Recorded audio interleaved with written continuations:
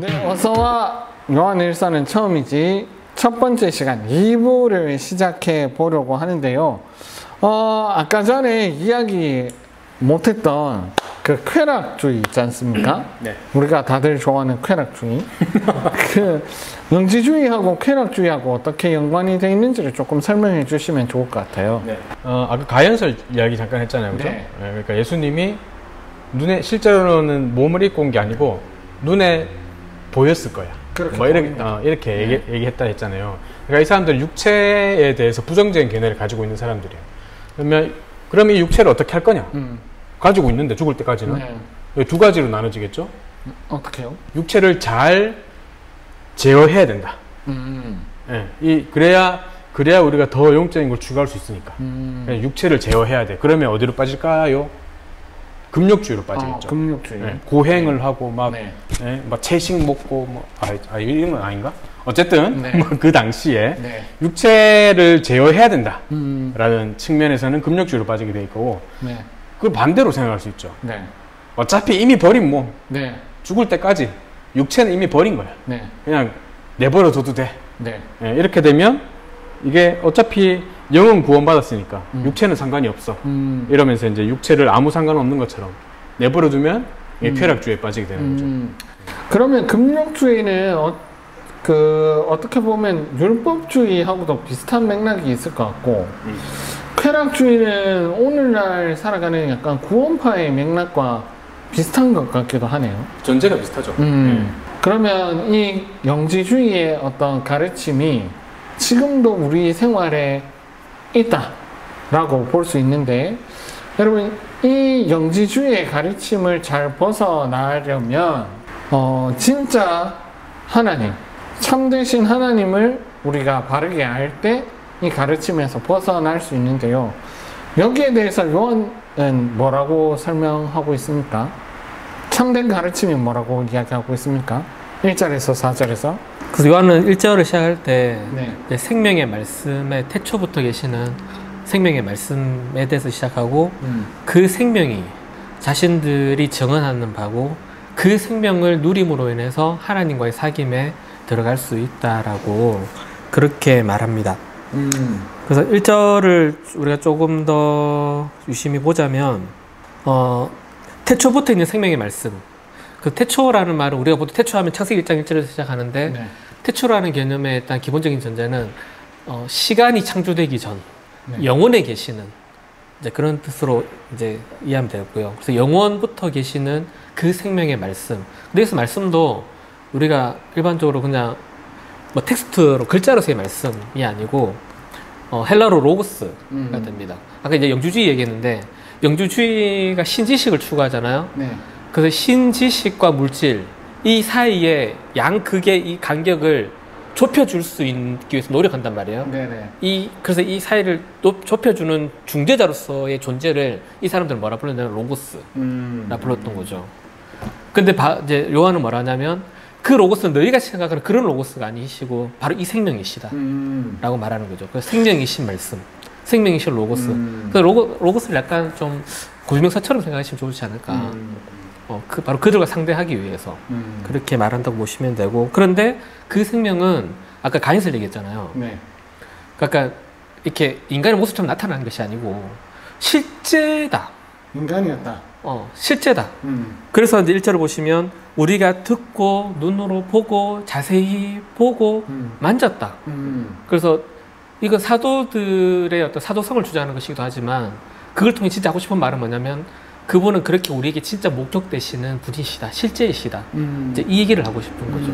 결국 그 증인이 그 상황을 증언할 때 보고 듣고 자세히 보고 만진 그걸 증언하는 거잖아요. 그럼 결국 사도들이 예수 그리스도 생명이신 말씀인 예수 그리스도에 대해서 실제로 증언하고 있다라고 볼 수 있겠네요. 네. 그래서 그 예수님과 함께 있을 때 하나님과 사귈 수 있게 되는데 그 사귐의 어떤 사귀면 뭐가 좋습니까? 하나님과 사귀면 사귀면 뭐가 좋을까요? 네. 구체적으로 어떤 게 바뀝니까? 오늘 그 1절에서 4절까지 네. 사귐에 대한 목적을 향해 쭉 가다가 네. 마지막에 가면 그 사귐의 어떤 큰 결과 하나를 말합니다. 그게 뭐냐면 4절 끝에 보시면 네. 이제 요한이 이 서신을 쓰는 네. 목적이 뭐냐라고 하면서 바로 우리의 기쁨이 충만하게 하기 위해서라고 말합니다. 근데 이 충만하게 한다는 것은 충만이 모자라서 더 충만하게 만들겠다 하는 것이 아니라 그 좀 더 정확하게 풀면 기쁨이 충만해진 상태로 남겨지게 유지되게 하기 위해서다라고 그렇게 말합니다. 이미 이 요한은 발신자들은 이미 그리스도로 말미암아 삼위 하나님과의 사귐을 통해서 누리는 어떤 큰 기쁨이 가득 차 있는 거예요. 이 상태에 바로 이 수신자들을 합류시킴으로 인해서 이 기쁨의 상태가 가득 찬 상태로 계속 유지되게 하겠다라는 겁니다. 사귐이 가져오는 가장 큰 결과 하나가 뭐냐면 기쁨을 가져옵니다. 기쁜 거는 뭐 약간 바보처럼 맨날 웃고 하하하 이렇게 웃고 다니는 걸 뜻하나요? 우리는 약간 기쁨이라면 주로 정서적인 느낌의 가치로 많이 생각하잖아요. 네. 근데 이것에 대해서 뭐 교수님들이나 몇몇 좀 대표되는 분들이 뭐 아주 강하게 얘기하는 게 하나 있는데 그 중에 로이드 존스가 아주 좀 강하게 얘기하는 거 하나가 있는데 뭐냐면 이 기쁨에서 로이드 존스가 성경에서 우리에게 기쁨을 얘기할 때에 기쁨이 가지는 가장 큰 요소 중에 하나는 능력이다라고 그렇게 말합니다. 네. 그래서 한 가지 재밌는 예를 들었는데 어떤 예를 들냐면 애기가 장난감을 막 가지고 놀고 있을 때 우리는 그걸 보면 애가 참 행복해 하는구나 이렇게 표현한단 말이에요. 네. 근데 그때 아빠가 새로운 장난감을 가지고 딱 나타나서 착 내밀 때 이 아이는 그 행복의 자리를 떨치고 일어나서 막 좋다고 춤을 추는 거예요. 환장하겠죠. 그쵸? 네. 이 상태를 두고 뭐냐면 애가 기뻐한다고 이렇게 말합니다. 행복은 어떤 안정된 상태에서 느끼는 정서적 표현이라면 네. 기쁨은 그 안정된 상태를 다시 박차고 일어나서 뭔가 활기 있게 능력 있게 만드는 거예요. 그걸 이것이 바로 기쁨이다. 근데 이것이 요한일서에서 처음 서두에서 하나님과의 사귐을 얘기하면서 그 결과로 기쁨을 던지는 가장 큰 이유가 하나가 뭐냐면 우리가 아까 그 배경을 얘기할 때 이 수신자들이 처해 있는 상황을 얘기했잖아요. 네. 교회 내부로서는 어떤 이단들과 또 외부에서도 공격들. 나중에 5장 19절에 가면 요한은 분명 하나의 표현으로 악한 자가 다스리는 세상에 우리는 처해 있다라고 그렇게 말하거든요. 이게 교회의 형편이고 과거도 그렇고 지금도 그렇고 우리가 동일하게 처해 있는 형편이다. 근데 이 형편 속에서 우리가 이 형편을 이겨가는 그 힘은 뭐냐면 기쁨이다. 그리고 그 기쁨은 어디서 오느냐? 바로 하나님과의 사귐을 통해서 온다라고 그렇게 얘기하는 거죠. 그래서 한 가지 중요한 정육점을 던지자면 모든 시대에 걸쳐 하나님의 백성이 악한 자가 다스리는 어둡다라고 말하는 이 시대 속에서 아무리 어렵더라도 우리가 반드시 성도로서 추구할 자리가 뭐냐면 그 최우선순위는 하나님과의 사귐이다. 그것이 우리에게 그 자리를 박차고 일어나서 늘 춤추게 만들고 대항하게 만드는 힘을 주는 원동력이 될 거다. 이런 중요한 좀 가치를 담고 있다. 이 얘기를 들으니까 구약의 어떤 한 인물이 생각나네요. 언약궤를 메고 들어올 때 기뻐 뛰며 춤췄던 다윗이 있습니다. 이게 하나님과의 사귐을 실제로 보여주는 어떤 구약의 어떤 그걸 보고 막 뭐라 하는 못된 자도 있었던 거죠. 그렇죠. 근데 그게 다윗은 부끄럽지 않은 거예요. 그렇죠. 그게 기쁨의 힘입니다. 그렇군요. 참 힘든데 요즘에 코로나 때문에 그 기쁨을 다른 데서 뭐 닌텐도 스위치에서 찾는 게 아니고 뭐 그런 데서 찾는 게 아니라 하나님과의 어떤 사귐으로서 이 진짜 주체 못할 이 기쁨을 누리시는 여러분이 되면 좋겠고요. 그러면 5절부터 10절에서 내용 또 심화 과정을 살펴봐야 될 건데 하나님께서 특별히 빛이시다 라는 이 말이 어떤 명제화 돼서 하나님에 대해서 명제화돼서 나오는 문구가 잘 없잖아요. 그렇죠. 근데 그 요한일서 하나님은 빛이시다 말고 하나 더 있지 않습니까? 4장 16절 하나님은 사랑이시니라 그 단어가 있는데 요한이 쓰는 어떤 특별한 문구 같은 느낌을 주는데 하나님은 빛이시다 라는 이 의미가 약간 사실 약간 막연하잖아요. 아닙니까? 약간 뭐야 이거? 약간 저는 이런 느낌을 받아요. 이 하나님 빛이시다라는 게 정확히 어떤 의미가 있습니까? 그 이제 5절부터 이제 본격적인 단락을 시작하는데 네. 앞에서 그리스도를 통한 하나님과의 사귐을 네. 그리고 그것이 우리의 기쁨을 주는 것임을 얘기했잖아요.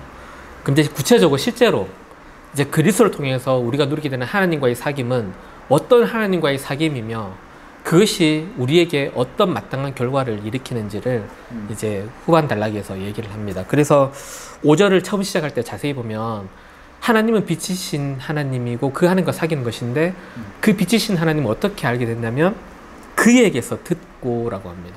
바로 그리스도에게서 들으신 하나님. 그 하나님은 빛이신 하나님이시다.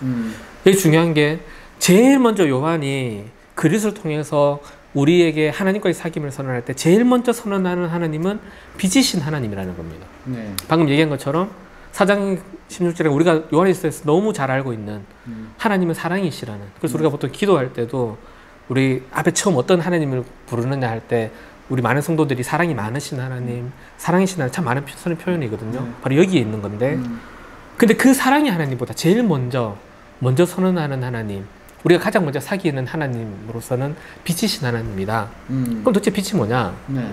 이제 이거는 요한복음도 그렇고 이제 요한일서도 그렇고 아마 이것도 그 영지주의자들이라는 그 배경 속에서 이 두 가지 구도가 제시되는 것 같아요. 바로 빛과 어두움. 그래서 요한일서를 이렇게 쭉 보면 대충 어둠이 뭐겠구나라는 게 싹 들어와요.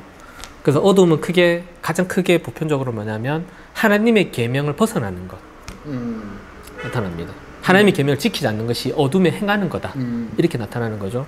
그리고 더 구체적으로 그 하나님의 계명을 행하지 않는 것 중에 구체적으로 어떤 좀 당시 상황으로는 요한일서에서는 어떤 게 문제가 되냐면 바로 사랑하지 않는 것. 그러면서 성경 전체 하나님의 우리 계명하면 십계명이 핵심이잖아요. 네. 그 십계명은 하나님 사랑과 이웃 사랑으로서 전체가 사랑의 계명. 결국 하나님의 사랑의 계명을 행하지 않는 것이 어둠 가운데 있는 거고, 이걸 좀 더 보편적으로 결국 말하면 하나님 밖에 있는 것, 그리스도 밖에 있는 것, 하나님께 속하지 않는 것, 이걸 다 통칭해서 어둠 가운데 있는 거다. 그럼 반대로 빛이라는 건 이거의 반대가 되겠죠.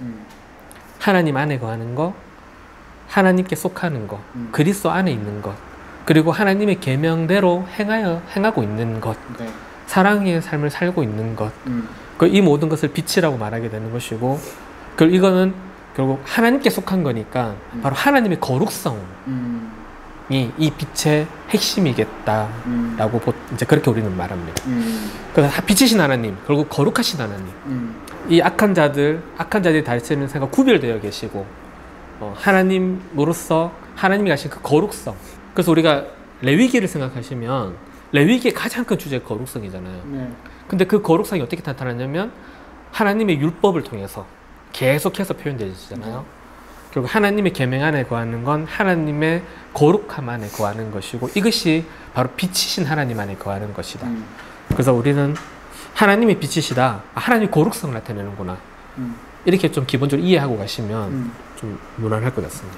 그리고 설명하시는 중에 그 어둠에 관해서 설명하실 때 결국 하나님의 말씀을 순종하지 않는 것, 그 다음에 하나님의 말씀에 조금이라도 부족한 것을 하셨는데, 결국 이거는 죄죠. 그렇죠? 네. 어둠은 결국 죄에 관해서 설명하는 것이고, 그와 반대되는 빛은 결국 죄와 반대되는 의에 대해서도 설명하고 있다라고 볼 수 있는데요. 이런 구도가 요한일서를 계속 살펴보면 이런 구도가 계속 나타나는 거죠. 나타날 겁니다. 네, 나타날 것 같은데요. 그러면 빛 가운데 행하는 것, 결국 하나님의 말씀대로 살아내는 것을 뜻할 수 있는데, 이후에 7절부터 10절까지의 내용을 좀 살펴보면 그 빛 가운데 행하는 것에 대해서 설명을 해주고 있는 것 같아요. 구체적으로 어떤 내용이 있습니까? 네, 6절부터 그 10절까지 네. 그러니까 5절에서는 이제 빛이신 하나님을 선언했습니다. 그는 빛이시고 어둠이 조금도 없으신 분이시라고. 그러면 하나님이 어떠신 분인가의 선언은 바로 우리가 어떠해야 하는 거냐를 결정합니다. 그래서 5절에서 하나님이 빛이신 하나님을 선언했기 때문에 그 하나님과의 사귐이 있는 것은 당연히 이래야 한다. 그런데 그렇지 못한 자들이 있다. 그래서 우리가 6절부터 10절까지는 한 가지 좀 배경적인 걸 염두에 두고 읽으면 이게 더 와닿을 거라 생각합니다. 우리가 아까 말했던 영지주의자들, 특별히 아까 우리가 2부 처음 시작할 때 다뤘던 그 쾌락주의자들. 쾌락주의자들은 아까 뭐였냐니까 결국 구원이라는 건 신적 지식을 추구하는 데 있는 것이고 물질적인 육체적인 것은 이게 도움이 전혀 안 되는 것이기 때문에 한편에서는 극단주의적으로 금욕도 행하지만 반대쪽에서는 그냥 무시해버리는, 그래서 마음대로 그냥 행해버리는 쾌락주의도 빠진단 말이에요. 근데 이 쾌락주의자들이 그럼 어떠냐면 자신들은 하나님과, 자기도 어떤 하나님과의 사귐에 있고 구원받는 자들이다 라고 해놓고 막 사는 거야. 죄를 그냥 행하는 거죠. 그러면서 그렇게 하는 이유가 뭐냐면 죄 자체를 그냥 부정하는 거예요. 필요 없는 거다. 죄라는 거 그런 거다 이렇게 얘기하고, 그러다 보니까 결국 죄를 짓고 있으면서도 자기가 범죄한 사실에 대해서 인정도 하지 않고 자백도 하지 않는 거죠. 근데 이 논리 구조가 바로 6절부터 10절까지 순서대로 쭉 들어있다고 보시면 됩니다. 그래서 우리 성경에 보시면 7절 빼고 나머지는 전부 앞에 시작을 만일이라는 가정법으로 시작할 거예요. 근데 7절도 앞에 만일이 있습니다. 이제 원문에서는 있어요. 그러니까 전부 만일이에요. 그런데 묶입니다. 6절, 7절이 하나의 주제로 묶이고요. 부정과 긍정으로 묶이고, 8절, 9절, 그다음 8절, 9절이 똑같은 또 하나의 주제에 대해서 서로 대립되는 구조로 묶이고, 마지막 10절은 결론으로 오신다 보면 되는데, 먼저 6절, 8절, 10절을 보시면 방금 했던 그 상대자들을 염두에 두고 논리 구조로 간다는 게 보여요.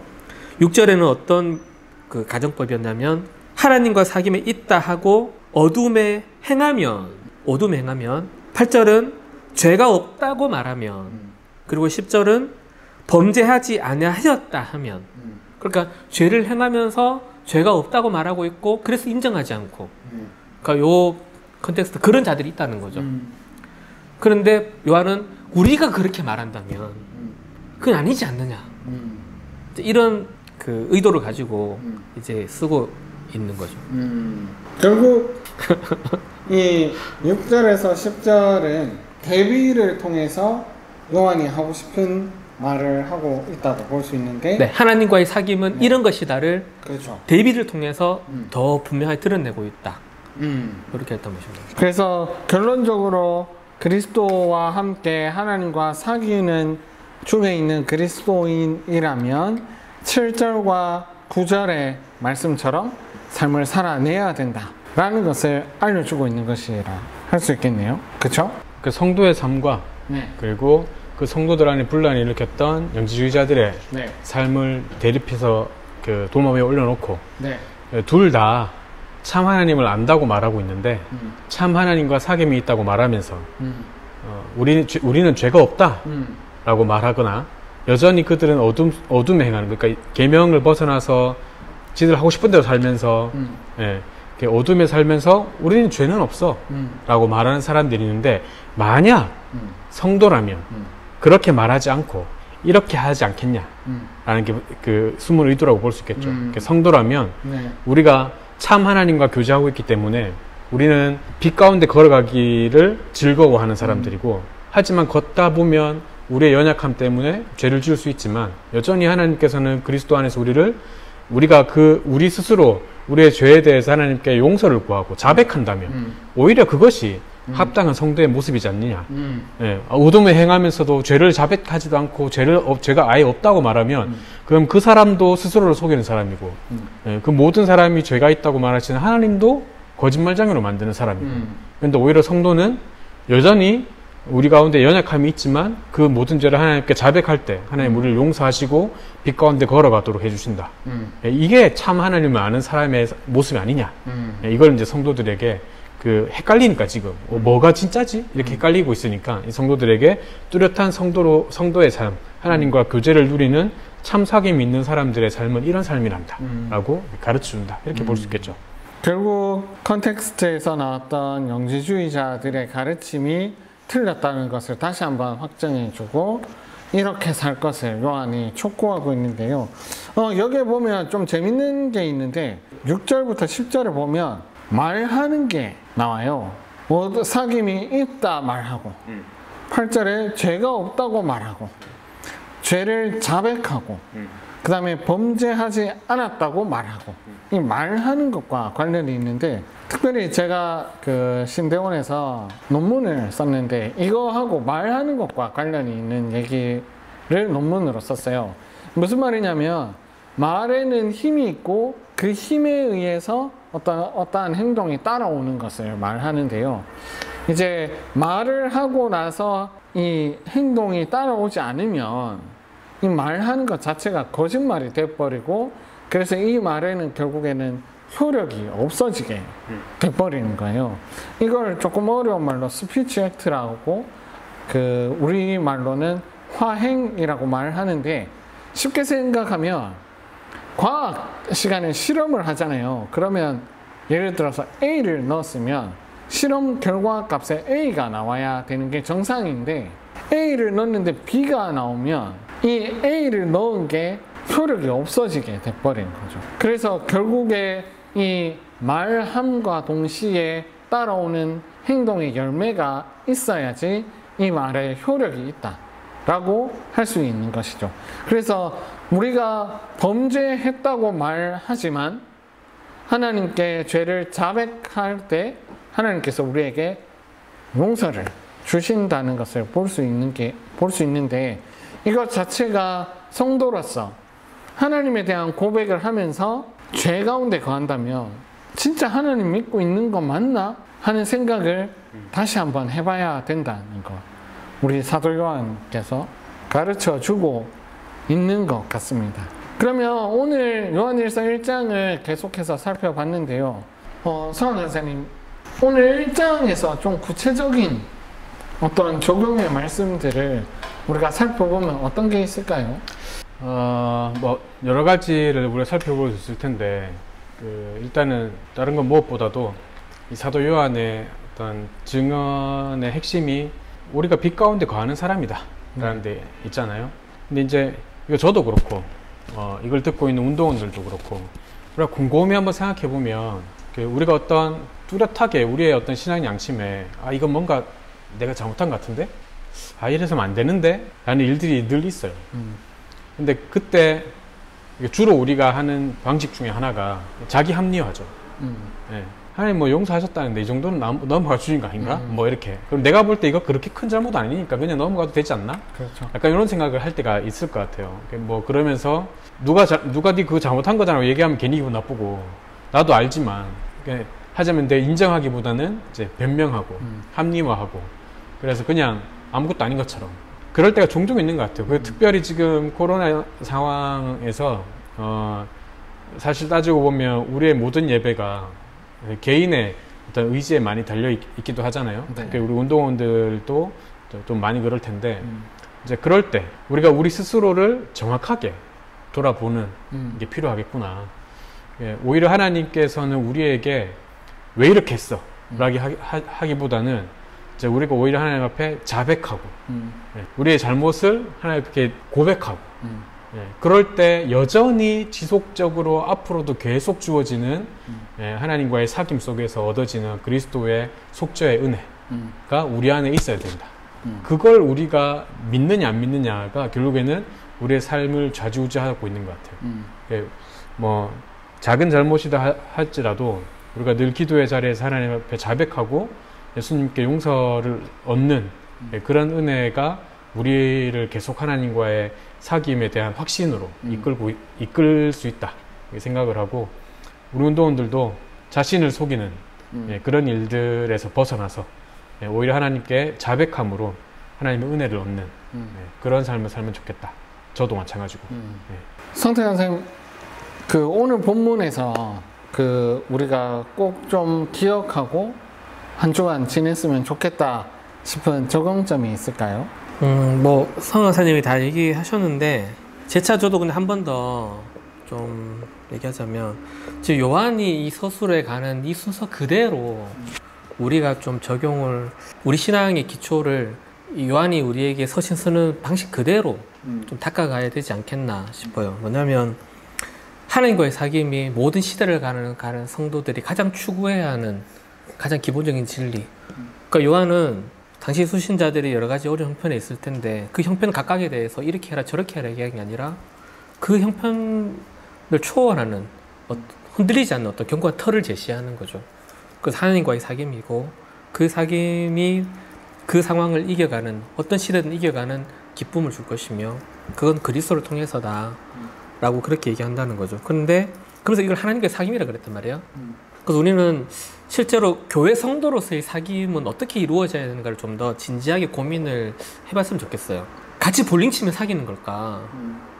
교회 공동체를 튼튼하게 하기 위해서 우리는 어떻게 사귀어야 할까? 같이 볼링 치러 가고 같이 뭐 차 한잔 마시고 자주 얼굴 보고 그러면 사귐이 과연 튼튼해질까?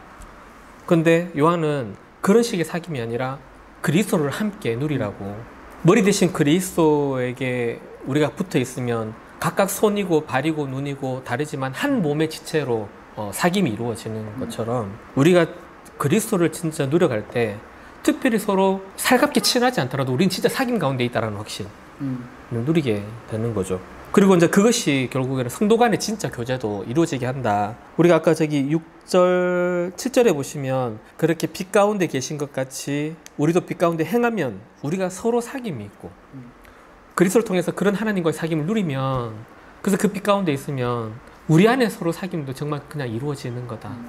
또 이렇게 얘기합니다. 그래서 코로나 때문에 우리가 제일 염려하는 거 하나가 이번 전염병 때문에 제일 피부로 와닿는 거 하나가 성도 간의 교제가 끊어지는 거잖아요. 그런데 서로 온라인 때문에 집에 다 흩어져 있고 서로 얼굴 보지 잘 못하는 것 때문에 아쉬워하는데 우리의 교제는 서로 눈으로 직접 서로 마주 대하는 교제가 아니더라도 그리스도를 공유하고 있다, 그리스도를 믿고 있다 이 사실 하나로 우리는 한 사귐을 누리는 성도다라는 확신을 누려가면 좋겠습니다. 제가 한 가지 덧붙이자면 네.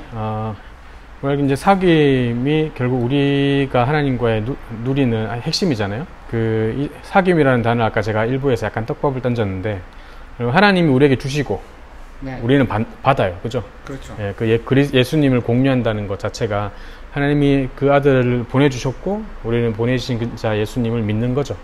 예. 결국 이 사귐이라는 단어 자체가 교제, 또 구제, 긍휼 이런 의미가 있어요. 따지고 보면 하나님 편에서 우리에게 가장 좋은 걸 주셨고 그리고 우리는 그 놀라운 걸 받았죠. 그리고 우리가 하나님께 받은 것에 대한 감사, 찬송, 영광 그리고 이게 우리가 하나님께 드릴 수 있는 것들이죠. 오히려 하나님께서 우리에게 죄를 가지고 오고 자백하는 것을 더 이제 용서해 주신다고 말씀하시지만 결국 우리는 받은 것을 다시 돌려드리는 예배 자리 그 예배가 하나님과의 사귐의 핵심이다 라는 것과 또 이렇게 하나님과 우리가 주고받은 것이 또 성도들 간에 주고받는 것이 필요한 거죠. 우리가 들은 말씀 예수님에 대한 나눔과 또 반응과 또 실제로 먹고 나눈 것들을 같이 주고받는 것 이런 교제들 그래서 하나님과의 교제 그리고 성도 간의 교제가 이렇게 우리 안에서 사귐으로 기쁨 가운데 나타나는 것 예배와 교제 그래서 우리가 함께 모여서 예배하는 것이고 또 함께 모여서 서로 교제도 하고 나누기도 하고 하는 것이겠죠. 어떤 이런 좀 이 시대에 이런 기쁨을 우리가 더 갈망하고 있는 게 아닌가 그런 생각도 또 해봅니다. 네, 그래서 실제로 요한 1서에서 말하고 있는 이 사귐이 우리에게 실제로 많이 일어나면 좋겠습니다. 그리스도를 함께 누림으로써 하나님과 사귀고 그리스도를 함께 누림으로써 성도와 교제하고 그리스도를 통해서 하나님과 사귐으로 하나님께서 주시는 주체하지 못할 그 기쁨을 이 어려운 상황 가운데 누리면서 빛 가운데로 걸어가시는 우리 모두가 되기를 바라면서 오늘 방송 마치도록 하겠습니다. 팟캐스트 수다맨들 헌정방송 관심 받고 싶은 관심종자 형의 썰풀 교회 건설과 복음화를 꿈꾸는 대구 경북 SFC의 콜라보 어서와 요한일서는 처음이지를 마치도록 하겠습니다. 와! 다음 주에 봐요. 안녕.